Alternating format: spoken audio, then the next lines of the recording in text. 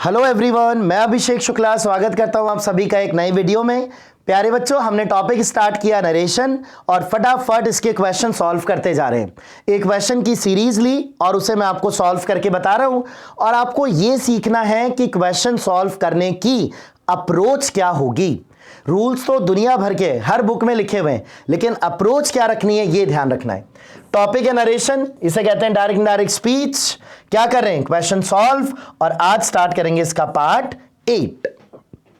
चलो आ जाओ। ये क्वेश्चन है 106। The teacher said to us the sun rises in the east. बच्चों ये सेंटेंस पहचानो कैसा है।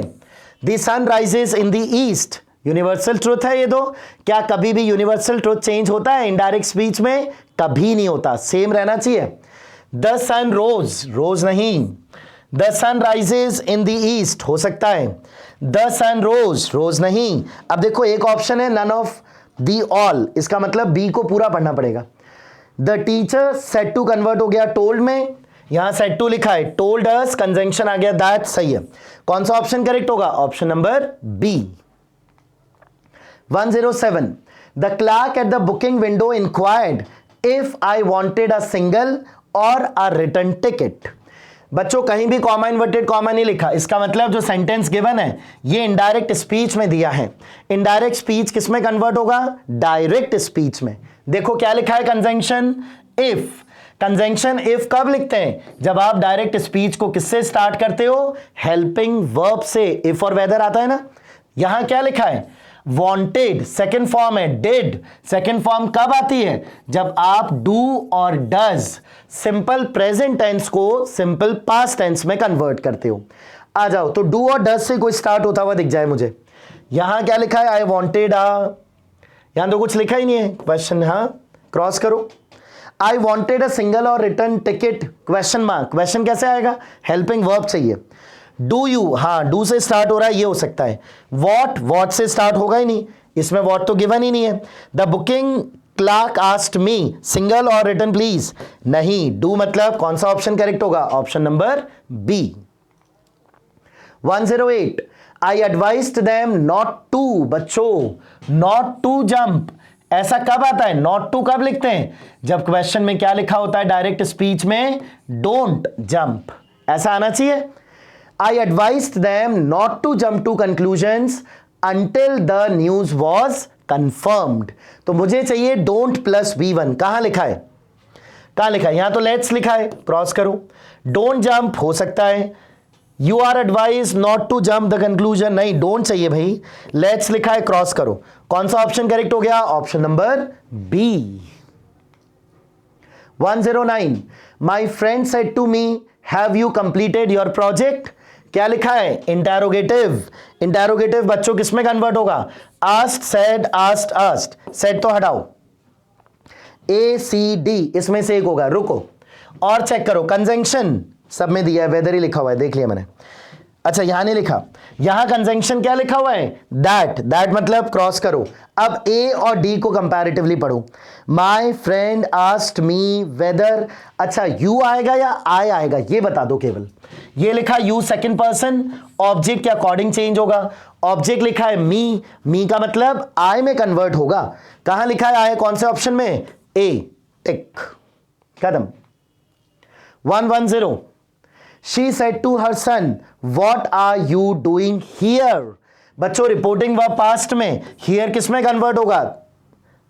here किस में कन्वर्ट होगा? इसमें तो किसी ऑप्शन में कन्वर्ट ही नहीं कर रखा बच्चों। here किस में कन्वर्ट होगा? there में कन्वर्ट होगा। चलो अभी सही कर देंगे इसको, और रुको।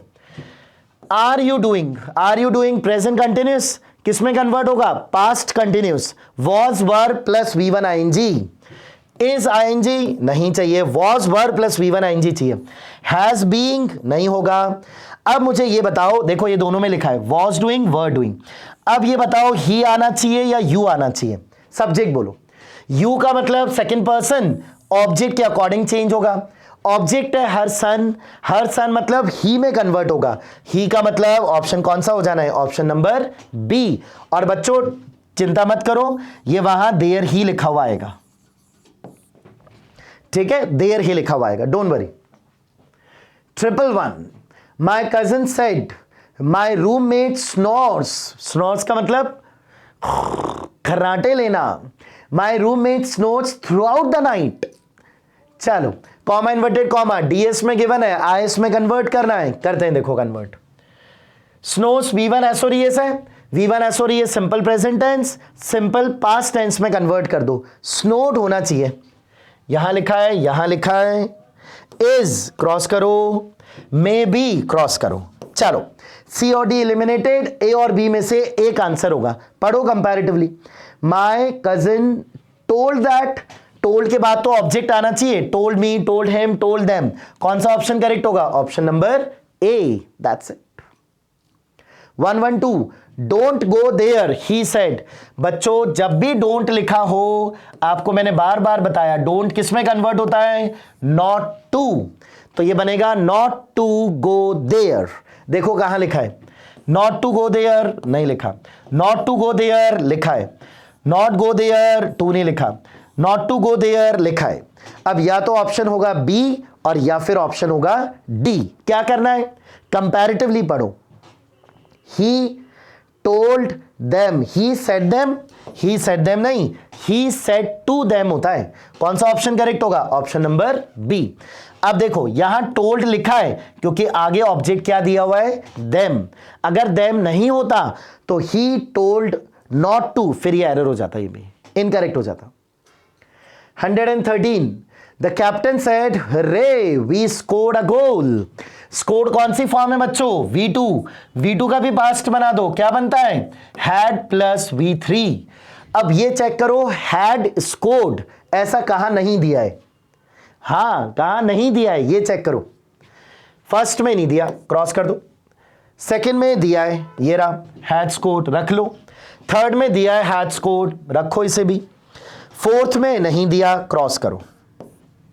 चलो अब आपने कहा आंसर होगा या तो बी और या फिर सी। चलो कंपैरेटिवली पढ़ो। द कैप्टन एक्सप्रेस, ये तो इंग्लिश ही गलत हो गई। द कैप्टन के अकॉर्डिंग तो एसोरियस फॉर्म आती है अगर प्रेजेंट भी होता तो, और यहां सेड लिखा है तो एक्सप्रेस्ड होता तो सोचते इसके बारे में।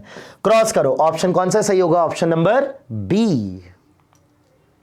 14 he said to them don't make a noise. बच्चों डोंट किसमें कन्वर्ट होता है? Don't, not to. देखो कहां लिखा है? Not to make a noise, कहां लिखा है? ये सी नहीं, क्या होता है ये? ऐसी, not to make a noise कहां लिखा है बताओ जरा? यहां नहीं लिखा, क्रॉस करो। यहां नहीं लिखा, क्रॉस करो। Not to make a noise हो सकता है, not to make a noise, अरे दो में लिखा है तो चलो कोई दिक्कत नहीं है, कंपैरेटिवली पढ़ लेते हैं, आ जाओ। He said to them, देखो बच्चों forbade जो वर्ड होता है इसका मीनिंग अपने आप में नेगेटिव होता है ना? ऑर्डर्ड प्लस नॉट या वांट प्लस नॉट, तो जब ये खुद ही नेगेटिव है तो ये नॉट डबल नेगेटिव, क्रॉस करो। ऑप्शन कौन सा करेक्ट होगा? Option number D. Double negative हमेशा इनकरेक्ट होते हैं। 15 Rukmini said to me I will do it now or never. Reporting verb कौन से टाइम में गिवन है? पास्ट में। प्यारे बच्चों नाउ किस में कन्वर्ट होगा? देन में।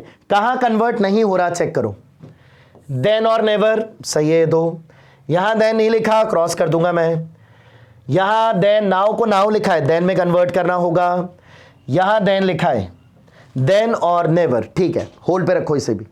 अब देखो या तो ऑप्शन होगा ए और या फिर ऑप्शन होगा डी। कंपैरेटिवली पढ़ो। Rukmini told me that. अच्छा ये बताओ आई आएगा कि शी आएगा? कैसे पता लगाएं? आ जाओ। आई फर्स्ट पर्सन, फर्स्ट पर्सन किस अकॉर्डिंग चेंज होता है? रुक्मणी के अकॉर्डिंग। शी में चेंज होगा, शी मतलब कौन सा ऑप्शन करेक्ट हो जाएगा? Option number D, that's it. 116 she asked if I would come with her. देखो बच्चों कॉमा इन्वर्टेड कॉमा नहीं है का मतलब क्या है? इनडायरेक्ट स्पीच में दिया है, किस में कन्वर्ट करना है? डायरेक्ट स्पीच में। कंजंक्शन क्या लिखा है? इफ। रिपोर्टिंग वर्ब क्या है?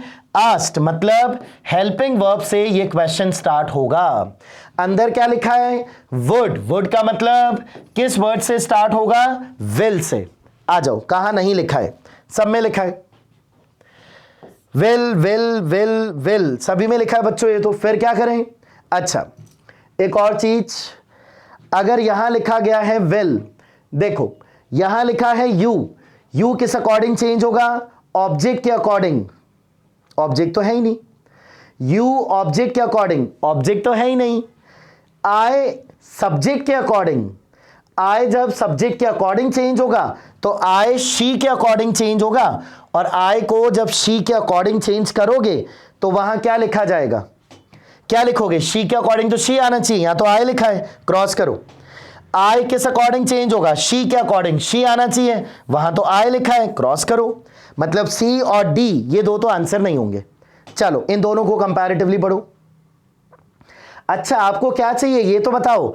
डायरेक्ट स्पीच चाहिए? डायरेक्ट स्पीच चाहिए तो ये कंजंक्शन क्या कर रहा है? दैट कंजंक्शन डायरेक्ट स्पीच में आता है क्या? इनडायरेक्ट स्पीच में आता है। तो बच्चों करेक्ट क्या होगा? B, she said will you come with मी।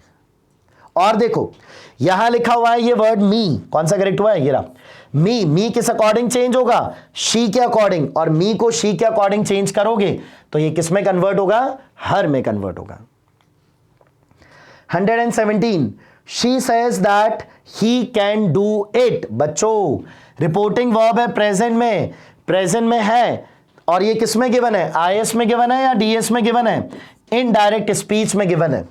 तो जब इसको डायरेक्ट में बनाओगे तो कैन को कैन ही रखना, चेंज मत कर देना। प्रेजेंट और फ्यूचर में कभी चेंज नहीं होता आरएस का टेंस, तो कैन को कैन रखना है। यहां तो कोड लिखा है कैन हो सकता है, कैन हो सकता है, यहां तो कोड लिखा है, क्रॉस करो। इन दोनों में से बताओ क्या होगा? रिपोर्टिंग वर्ब क्या लिखी है? सेज, यहां सेड लिखा है, क्रॉस करो। कौन सा ऑप्शन सही होगा? ऑप्शन नंबर सी।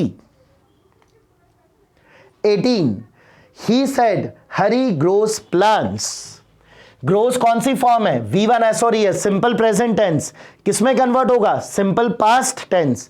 V2 नहीं है, ये तो V1 विद एसोरियस है, क्रॉस करो। V1 विद एसोरियस, क्रॉस करो। V2 इन दो में से एक आंसर होगा। कैसे पता लगाएं? चलो कंपैरेटिवली पढ़ो।